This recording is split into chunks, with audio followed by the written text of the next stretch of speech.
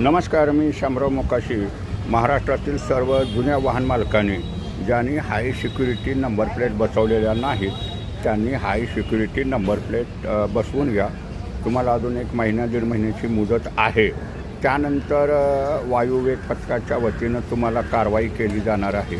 शिवाय तुम्हाला कुठलं वाहन हस्तांतरण होणार नाही किंवा तुमचं RTOचं कुठलंही काम होणार नाही, हे मात्र लक्षात ठेवा. तर प्रत्येकानं हाय सिक्युरिटी नंबर प्लेट ह्या लावून घ्या. आता मुदत अजून 1.5 महिन्याची आहे.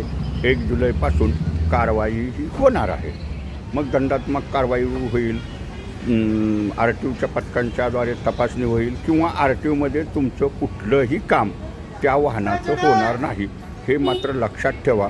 आणि हाय सिक्युरिटी नंबर प्लेट ज्या जुन्या वाहनांना बसवलेल्या नाहीत त्यांना ती मुदत दिलेली आहे. तर हाय सिक्युरिटी नंबर प्लेट बसवून घ्या. हा व्हिडिओ जास्तीत जास्त शेअर करा.